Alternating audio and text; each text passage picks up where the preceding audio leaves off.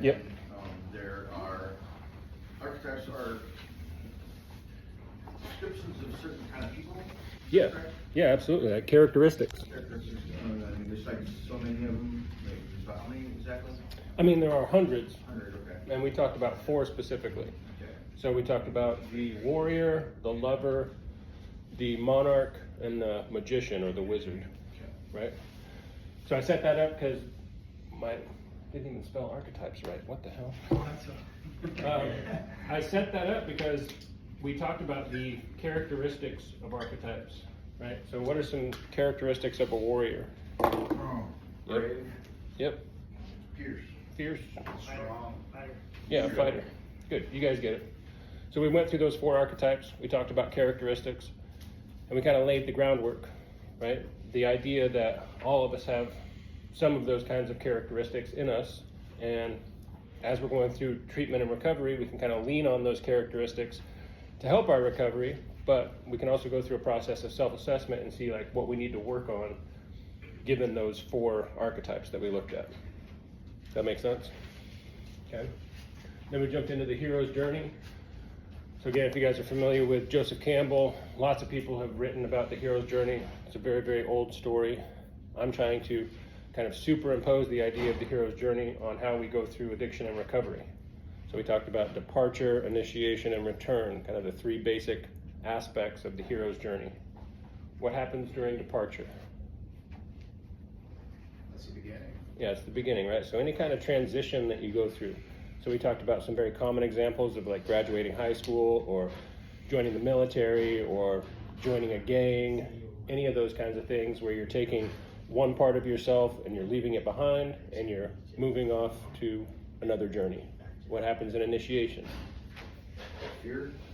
Yeah, fear can be part of it. What else? Doubt. Sure, absolutely. So initiation is like all the hard bullshit, right? So when you join the military, you don't just join the military and get your uniform and they give you a high five, right? You have to go through basic training, right? You have to go through leaving all of the old parts of you behind, learning about how to become someone else, and then transforming as you go. So initiation is like all of the hard stuff that you've experienced. So it could be trauma, it could be the addiction that we were in, it could be the process of treatment right now. This could be super challenging for some of you. Okay, so it's about how to navigate like daily life. And then return, what happens on the return? You come back with more knowledge than you left with. Yeah, so You learn something. Yep. So we talked about some pop culture examples that we're all familiar with, right? Any kind of movie that you've ever watched, most of the books that you've ever read, when the hero or the main character comes back from dealing with all the bullshit that they dealt with, they usually have some kind of special skill, or they have the talisman, or the grail, and they bring that back to the community, and now they use what they've learned on their journey, navigating that initiation, to be better themselves, but also to come back and contribute to the community and participate on a different level. That all makes sense? Yeah. Okay, from the hero's journey, we started to talk about phases of healing. I've given a couple of you guys the reading list or the books that I've been using to reference this. Peter Levine is the author. He's done a lot of great work on trauma. He's done a lot of great work on addiction and recovery. And he wrote this cute little book, Phases of Healing. So we worked our way through 12 different phases of healing. Anybody with notes remember those or want to give me a couple? Trying to find them. There's probably 3 or 4. Well, I think I got some consequences of trauma. Yep, we're on the right path. Okay, so essentially it gives us a little bit of a blueprint, right? If you came into recovery or if you decided to enter treatment and you were just unsure about how to navigate that process, this book provides like some waypoints that you can just kind of go down like a checklist. Just be like, where am I at today? I'm in kind of phase 1 or phase 2. And hopefully that is a progressive process for you, right? Just like we work the 12 steps, the phases of healing give you an opportunity to work on how you're progressing through your healing, through the physical, the psychological, the emotional, and the spiritual. So we talked about those 4 pillars, right? They kind of match up with the archetypes that we talked about. So if you get into recovery and you're just unsure about how you're going to progress through this process, those 4 pillars kind of give you reference points that you can check in with on a daily basis. How am I doing physically? What is my physical body doing? How do I feel my emotions, right? Emotionally, how do I interact with other people? How do I express myself, and how do I observe other people? Psychologically, we talked about our internal dialogue, right? The way that we talk to ourselves, the thoughts that we have about the process that we're going through. And then spiritual, right? How do you experience awe? Or how do you connect yourself to a higher power? Or how do you practice some religion, right? All of those things are kind of in the same vein, but it's like that higher level thinking, right? All of that makes sense? Yep. All right, so now we're into stages of recovery. So this is from another book by an author named Ariel Schwartz. She's done a lot of work on post-traumatic stress and PTSD, and she's done a lot of work applying the ideas of how to heal from post-traumatic stress to the hero's journey and recovery. Sorry, what's her name again? Ariel Schwartz. And what's the book? Or a book? The book that I'm getting this from is just her PTSD workbook. Okay.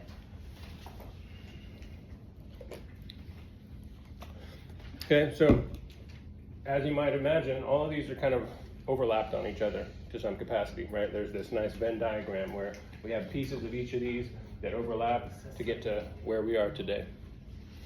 Okay? So this second stage rather that we're going to talk about today is establishing self-regulation. We talked a little bit about this last week. We definitely talked about this during the phases of healing. So we're going to talk about it a little bit for this first hour, and then we'll dive deep on the 4 steps for the second hour. So tell me what you guys know about self-regulation. What does that mean? Keep yourself in check with your actions, what you're doing. Sure. Go ahead. How we control ourselves. Yeah.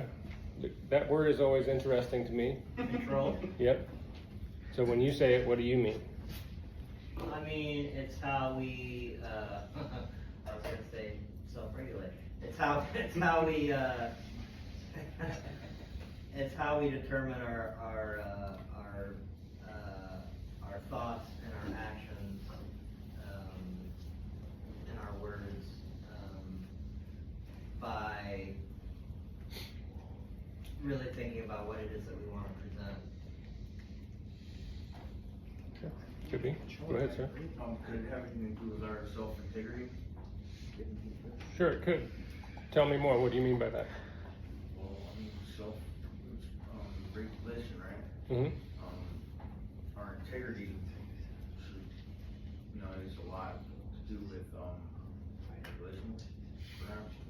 With relationships? No, with regulation, with our self-regulation, like our integrity usually goes with I don't know how to say it right. That's okay, and I believe you. I think they're connected. I'm just curious how you think they're connected. So if you're saying if you're Like, if you don't have any integrity, then your self-regulation is going to be skewed a little bit toward to either way you're going with it, right?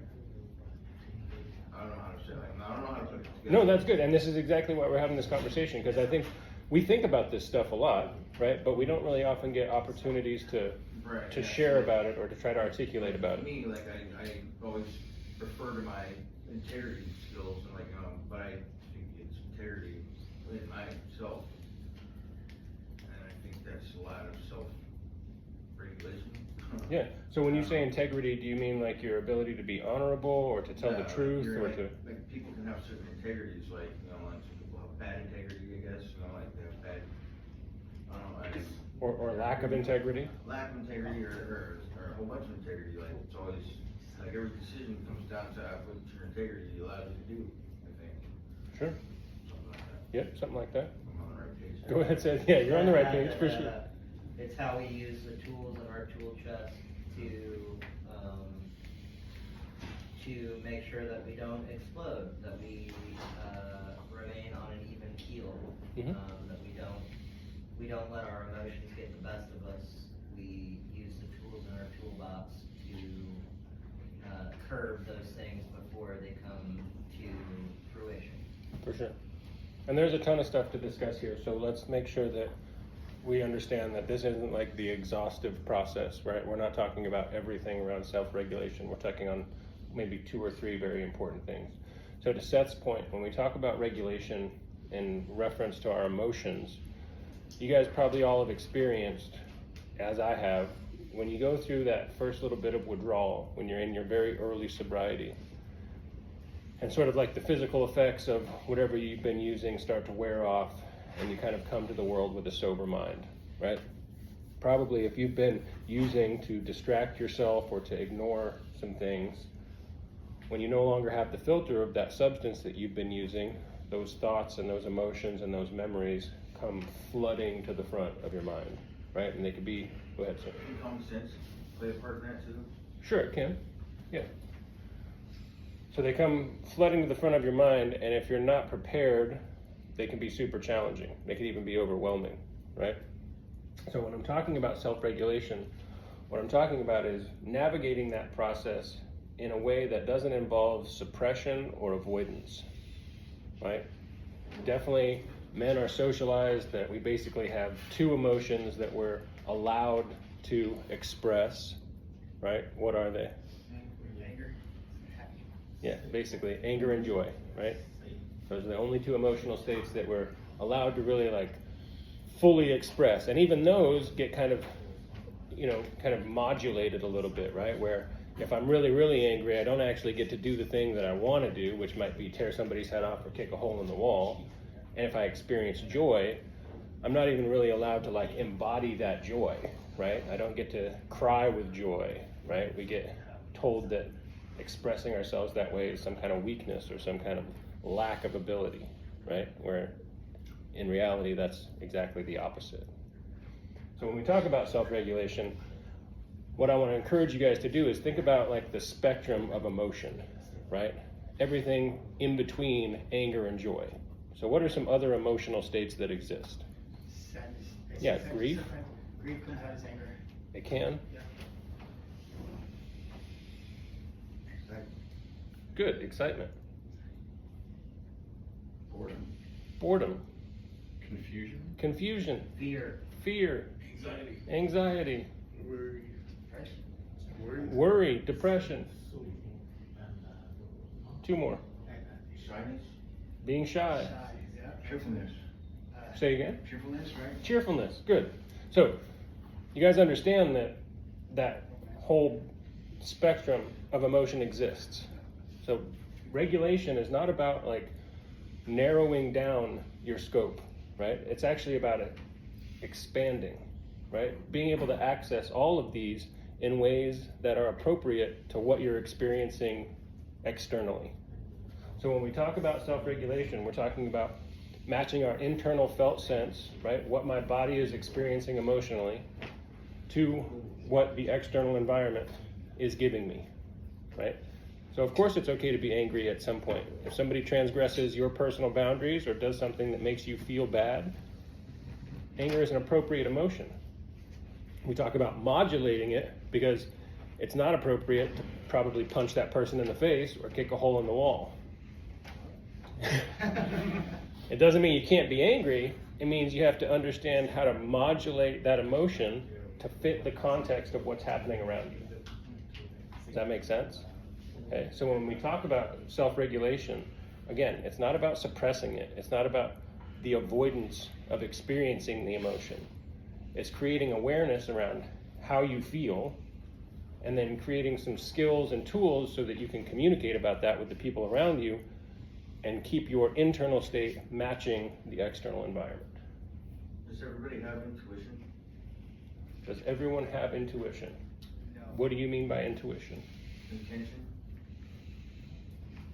I mean, I think Uh, I think those 2 things are different. Okay, yeah.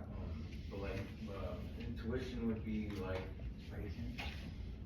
would that fall into where, if somebody was using their intuition, then they would go into, the self, I can't read that word again. Regulation. Self-regulation, like by intuition. Yeah. You're walking into like a place, there's everybody like feel everybody's vibes and stuff type thing, and so when that starts triggering your self-reservation. Yeah, so here, I'll give you a couple ideas and see if we're on the right track. I'm not knowing what I'm saying here. No, that's okay, you're good. So we talked about instinct, right? We talked about, probably like 3 weeks ago, we talked about survival mechanisms. Remember that? We talked about fight. You weren't here for that one, okay. Anybody got notes? John or Paul? Jack? Fear and flow. Yep. And that's okay. So, and you're familiar with them. You've probably heard about it. Your fight or flight response, right? And that's the basic one, right? We talked about how those things are based in instinct, right? Where sometimes like you can intellectualize, okay, this is a sketchy situation. I don't think I should be doing this. But just like you mentioned, there are often times when you get some kind of physiological reaction in your body gives you a signal, right? Sometimes it's like you said, your hair stands up on the back of your neck or your face flushes, right? Your heartbeat speeds up and you're not necessarily aware of why that's happening, but you're getting some vibes. Does that make sense? Yeah. So now, if we were to emotionally self-regulate, instead of just going with that and like freaking the fuck out, right? You recognize that, right? And then you use what you're feeling to connect with whatever's happening in the external environment. Maybe be able to evaluate more correctly. Yeah, exactly, right. And then you try. Take. Yeah, so then you try and see if they match, right? If you walked into this room and you kind of get some of those feelings, you may start to scan, right? You might look around and be like, okay, why am I actually feeling a little bit anxious? If you don't actually see a threat, then you could self-regulate, right? You could start some breath work. You could do 5, 4, 3, 2, 1. You could be like, all right, my bad. I kind of just tripped a little bit. Nothing actually to worry about. If you didn't have those skills, that might spin you out for the rest of the day, right? You might feel anxious. You might feel hypervigilant, right? You might have your head on a swivel for the rest of the day feeling fearful because of your inability to regulate that emotional response. Does that make sense? Yeah, that makes sense. All right, good question. Go ahead, James. When you said intention. Yeah. Correct me if I'm wrong, but I'm pretty sure he meant intuition is discerning intention. It could be, yes. Does that kind of match what you were talking about? Perhaps. Yeah, so discernment is a good way to phrase self-regulation, right? Discernment is the ability to kind of look at what's happening around you and say, do I understand what this is? And then start to make some kind of judgment about how you want to behave or act in that context. Yeah. So that's an important part as well. I guess the thought being that if you're using, you're not able to self-regulate. I mean, I know plenty of people who are totally sober that have no idea how to read a room. But it seems more off when people are using that they have an inability to self-regulate and an inability to read a room and feel those vibes and feel those things. Like they don't get the hair on the neck standing up, and they don't get a fear or flight sense when they walk in somewhere. They're just oblivious to it because they either have no social context or they're using. Tunnel visioning what they want. Go ahead, Chris. Intuition is like your spidey sense? That's another way to think of it, sure. Yeah. Totally. Go ahead, Paul.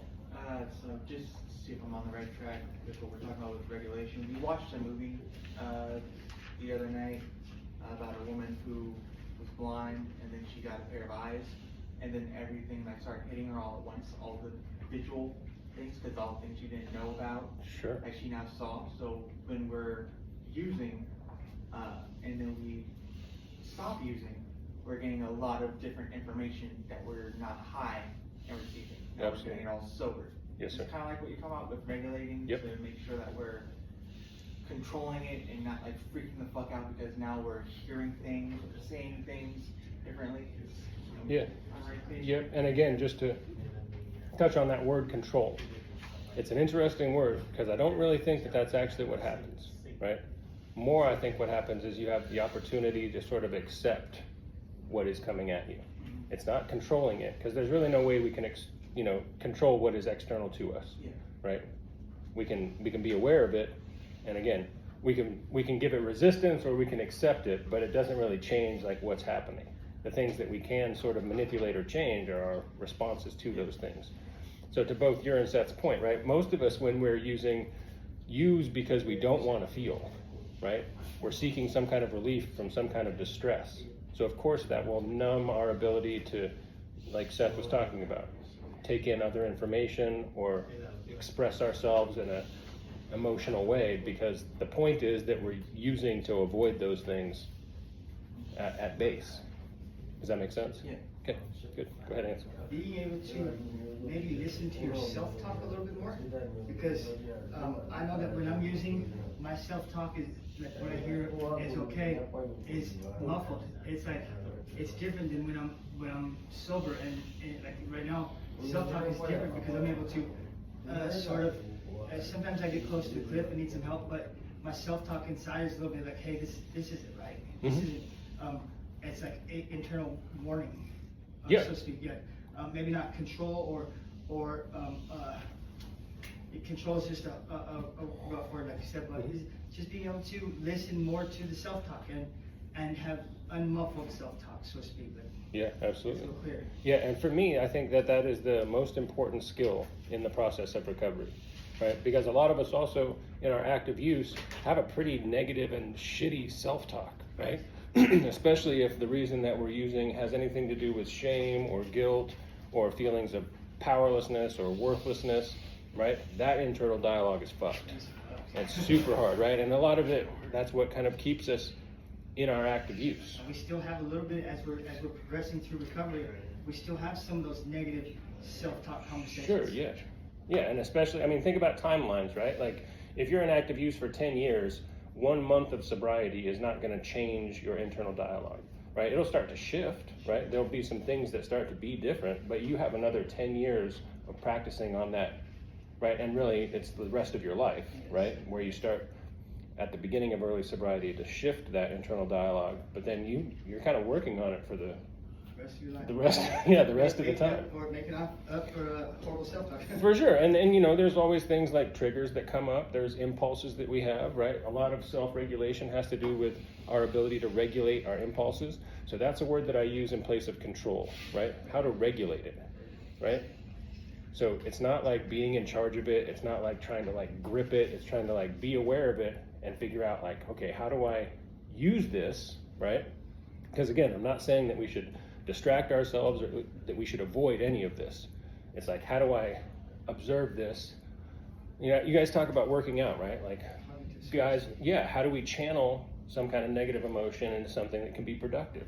So anger and physical activity go hand in hand, right? And that's super basic. That's easy, right? All of us can do push-ups until we're tired. We'll feel less angry, right? It requires a little bit more nuance. It requires a little bit more skill. It requires a little bit more effort to get down to the point where you're talking about, where it's like, oh, what am I thinking about, and how do I change what I'm thinking about to better who I am as a person? I journal every day. Absolutely. I journal at the end of the night, and he talks about like just all of it. Like Yeah. what's every day.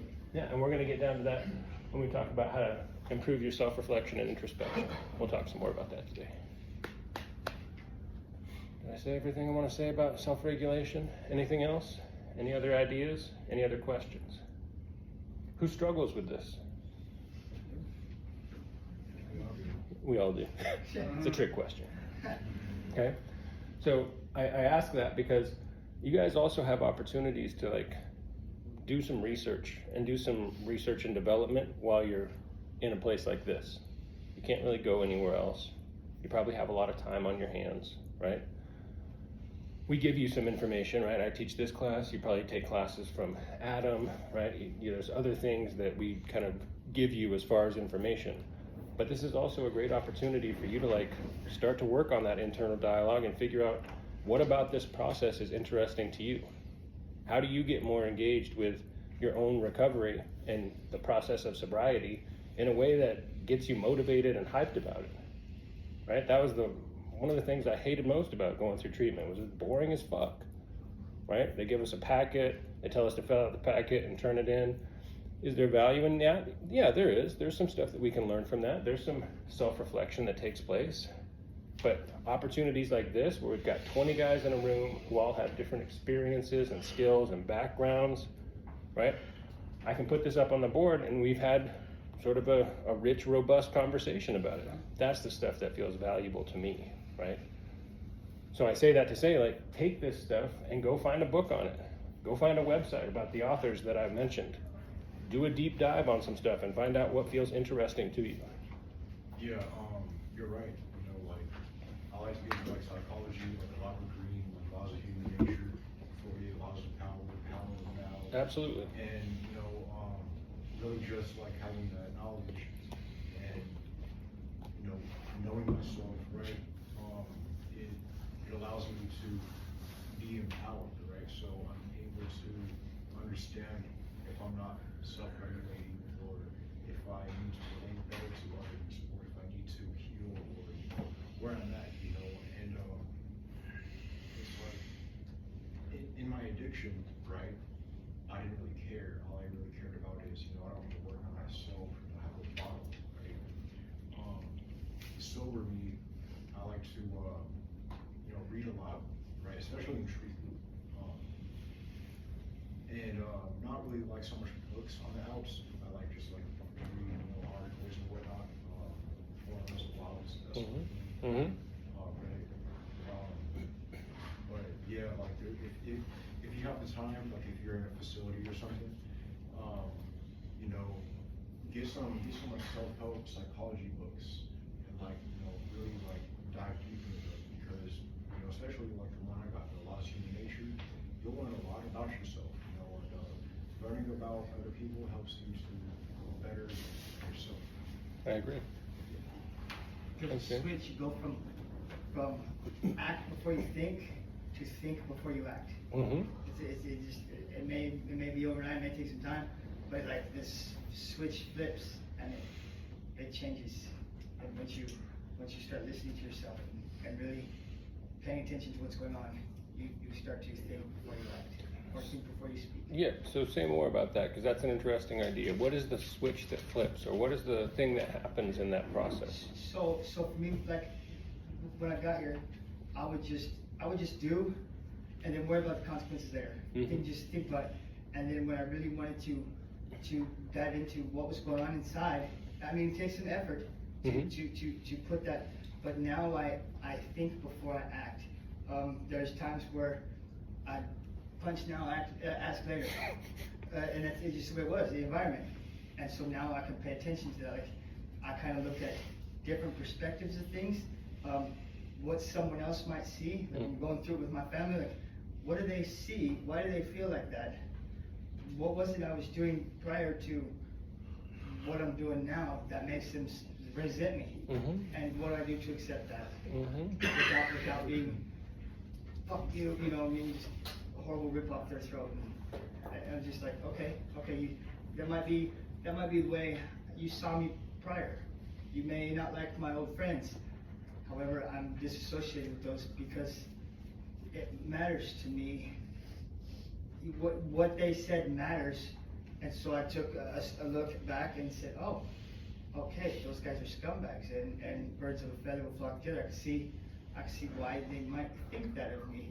So now my switch is not to dog out my old friends or dog out the opinions of me, but just really work on consistency and stability on who I am and what I do. And that takes some thought before I just act first. Absolutely. I have to put thought, like if I'm texting my wife, I have to put thought into what I say rather than just lash out. Maybe do the ABCs or talk to 100 and then put down what I'm trying to say because it gives me time to work that switch. So it's a big change. For sure it is. And how long do you think that process took you? You remember like when you started thinking about that, or like when that started to be part of how you exist? Yes, it actually happened when my wife and I split up. At first, I was just lashing out. We were lashing out at each other, and then there'd be days where we didn't text each other because I was afraid of what she'd say. Well, yeah, I don't like what she has to say right now. However, I understand a lot of it, a lot more, because I knew that I was using to hide those feelings, and once I stopped wanting to hide those feelings, the growth starts to take place, the change. Yesterday I had a conversation with her. She pissed me off real bad. However, I understand what what she's talking about, whereas before. So I guess that switch happened within the last 2 to 3 months. Just, I knew that even doing dope, I didn't want to be doing it anymore. I hated it, and I guess seeing my parents' face at the beginning of April, it just made me, man, something's got to change, something's got to change. Mm-hmm. It took some time, and I'd sit there in my room and get high knowing that it's got to change. And even though I was using, I would have to do the responsible thing, help my mom cook or whatever, just be a better person. And so it's been, but this is June, Mhm. so and I got here in June, so it's been a couple months, 60 days or so. Yep. But I'm also getting older. I'm also realizing I'm 47 this year, so she hasn't worked for 47 years. So let's see what I can do to dig into Try that. and do something different. Right. Yeah. I still have temper flare-ups. I go over my head stuff. I'll still stand in my room and shake and scream like I hate what's going on. But acceptance has helped a lot. Yeah, so I mean, you just basically gave us the whole example of self-regulation right there, right? Yeah. How you learn to match what you're feeling inside to the external environment. Right. My goal is to get my thinking, my feelings, and my behaviors to line up perfectly. Because then I have full integrity of what I'm doing and can stand on what I say and what I do and what I believe. Absolutely. That's what I'm here focusing on. That's what we're all. Yeah, that's what's happening for all of us. Right. Sounds like you're a little farther along in the process than some other guys, but I'm really working at it. yeah, good for you. Thank you. Morning, Mitchell. How you doing? I'm going good. Good. Good to have you here. Thank you. You got something, Nick? Did you raise your hand? I didn't see you. Nope. Okay. No, I was actually spacing off. And you're back. And you're back. All right. Okay. Okay, real quick, let's talk about these 3 steps, and then after break, we'll go into more detail on them. Okay, step 4, relate better to others.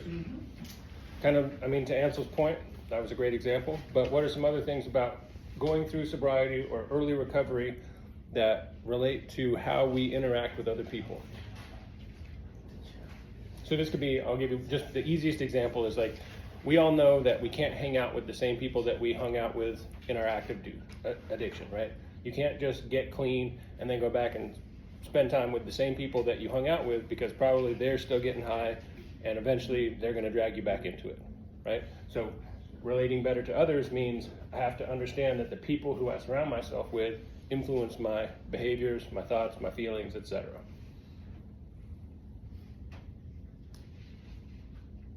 So close. I'm ready when you are. It's on the fence. It's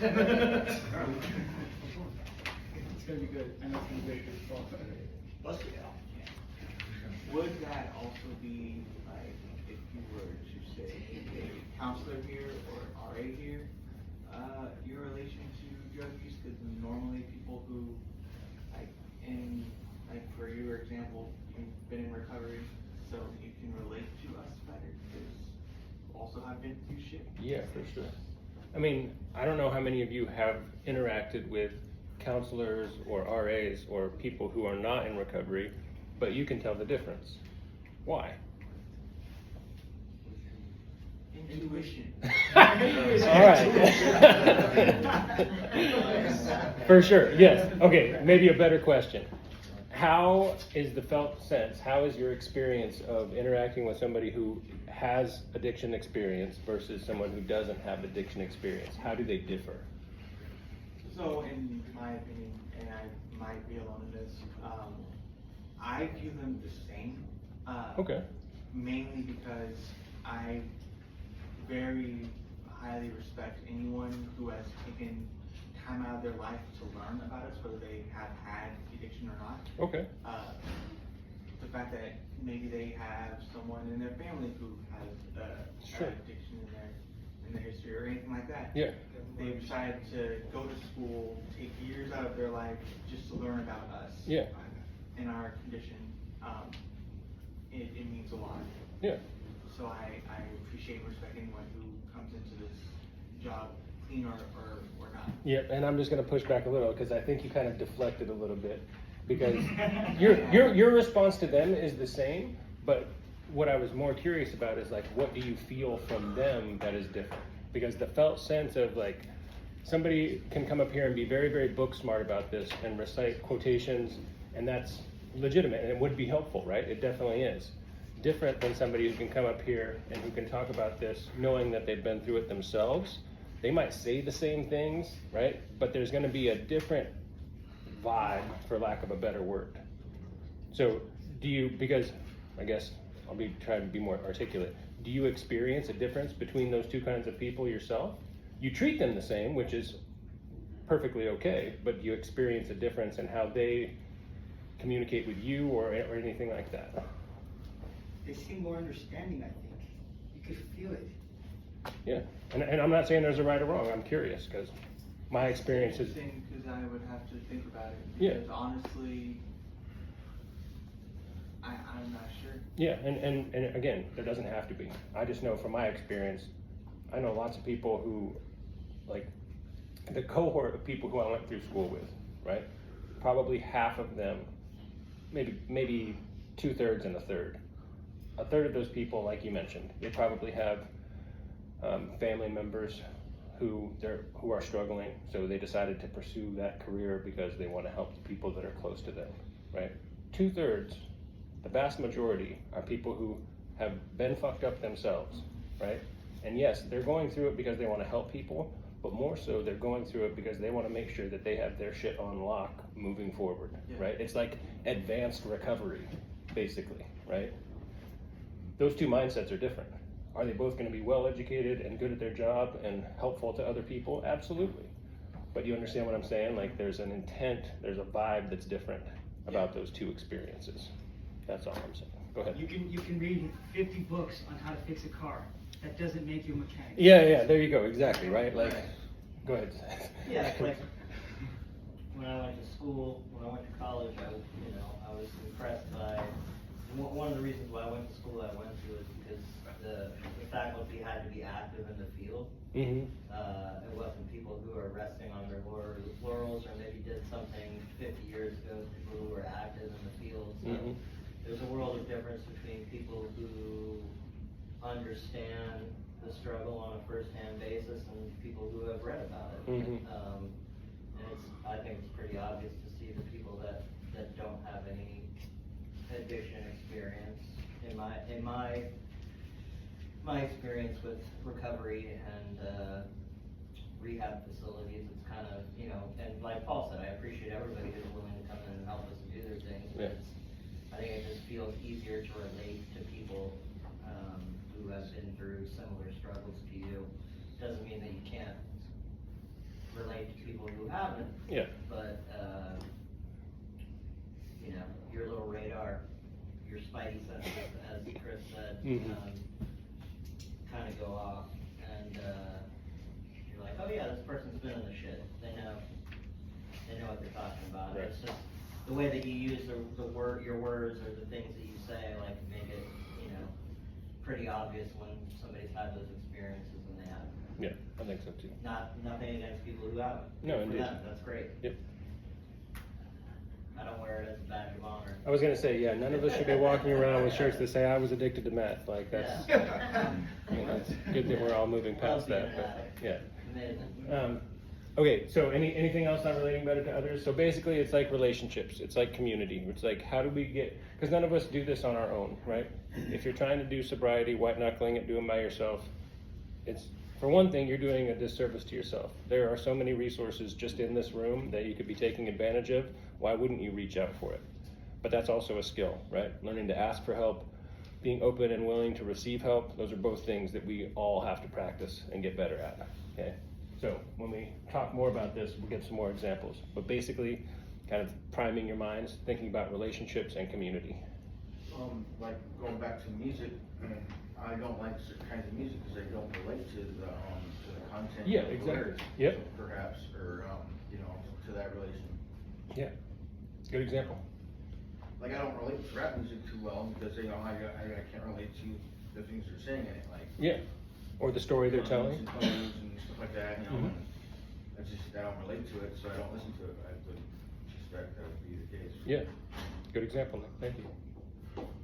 Okay, real quick, step 5, improve self-reflection and introspection. What's self-reflection? The way you see yourself. The way you see yourself. How do you practice that? Looking in the mirror. I was just gonna say that. You got it. Yes. We're not talking about looking in a mirror. We're talking about like cognitively, physiologically, psychologically and emotionally. Is it how do you improve self-reflection? Well, just what is self-reflection? Like, what is the process Yeah, I mean, about? like you said, it's how you see yourself and how you think about yourself in the context of what's going on around you. Sure. Do assessments. Yep. Assessments is a great tool. So how you judge yourself. Yep. It can be definitely how you judge yourself. How you see yourself can be way different than how somebody else sees you too, though, right? Yes, it will be, absolutely. Like, every time everybody sees you in a certain way, like, I can see myself, like, that way. Just lost it. Right for it. That's all right. You got something, Paul? Yeah, it feels like self-reflection, there's a fine line that, especially like addicts, people walk between self-reflection and being overly critical and having self-loathing. Mhm. Like, it's okay to have self-reflection and want to improve on things. It's another to say, oh, you're a piece of shit for everything and always degrading yourself. Yep, it definitely is. Go ahead, Seth. I was gonna say, like, you know, you could very well either be the villain in your own story and think you're the hero, Mhm. or you could very well be the hero and think And you're you the think you're the villain. villain. Yep, absolutely. It's all in how you see yourself. Yep. And how you how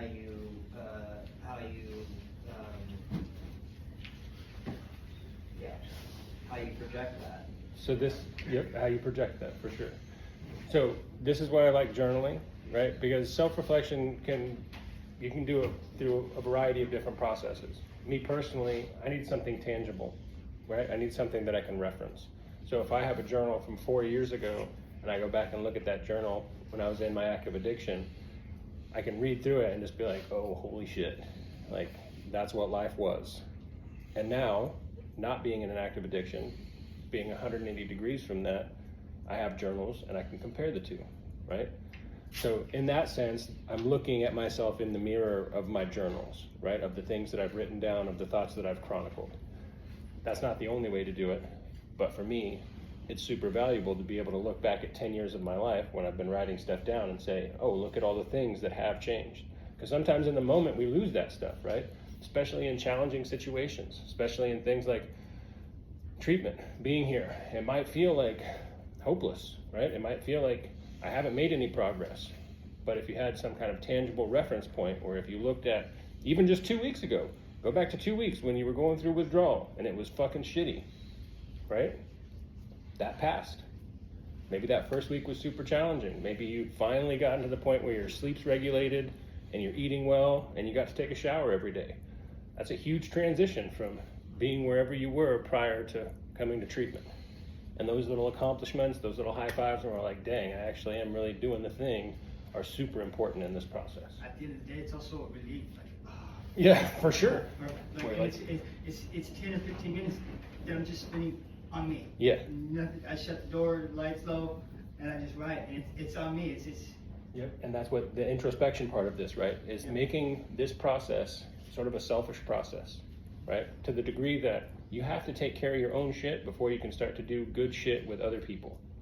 So getting your self-care lined up, getting on a regular routine, right? Actively engaged in some kind of work or hobby.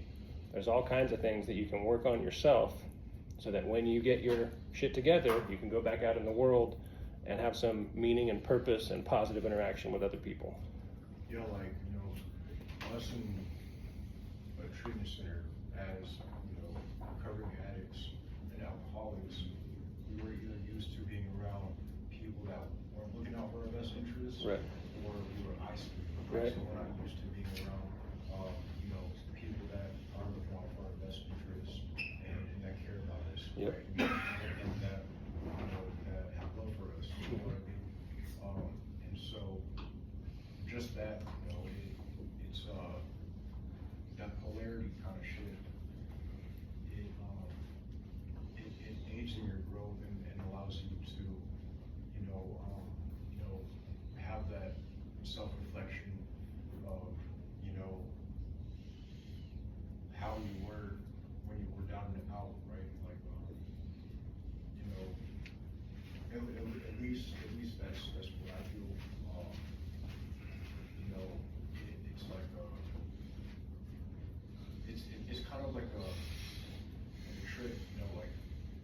treatment center, and then, you know, you go to an auction house where everybody just hates each other, and you're like, yeah, bro, that's crazy. You come back to treatment, right, and then everyone loves each other, you're like, bro, what the hell? You know what I mean? And so it you know, it shows you, you know, how to be able to, know whether you are in a healthy environment and just basically who you're hanging around, like Endo said, birds of a feather flock together. You know, who you're hanging around, if they're not for you, or if they're just using you. Absolutely. Okay, last one real quick. Learn to self-regulate body and emotion. So we kind of already touched on this, but just understand that there's two different ways, right? There's the physical kind of felt sense that we feel in our bodies, right? Those physiological cues that I was telling you about. One simple example, how to regulate your body is breath work, right? Anybody ever explored breath work, Wim Hof, any of that stuff? Yeah, I do that. Yep. So you can upregulate or downregulate just using your breath. You can get yourself into a manic state by hyperventilating, right? Get your heartbeat up, get ready to like do some shit. You can also downregulate, deep, slow breaths. It'll take your central nervous system and just totally chill it out. Like a horse. Right? There's lots of other ways, but that's simple, right? Emotions are the more challenging aspect of this. We've kind of talked about it a couple times, but learning how to modulate your emotional response. So to Ansel's example, right? You can't just freak out anymore, right? Maybe you do freak out, but maybe you also have some skills in place to not combat that, but to regulate that, right? Not to control it, but to look at it and be like, okay, I'm angry, and I'm angry for some reason. What is that reason? And is it justified? And how do I express that, right? Versus, I'm angry, punch him in the face. Both ways. Right? Both ways work, right? But as we're developing, right, as we're getting more progressive in this process, hopefully less punching in the face and more ability to communicate, like you're talking about with your wife. So that reduces the drama, right? That reduces the distress. It puts things in a place where things that can push you forward in your recovery are more available. Hospitals either way. Yeah, for sure. Okay, quick break. Be back here at 10:30. You don't have anywhere else to be. Make sure you have something to write with and write on. Thank you, guys. Thank you.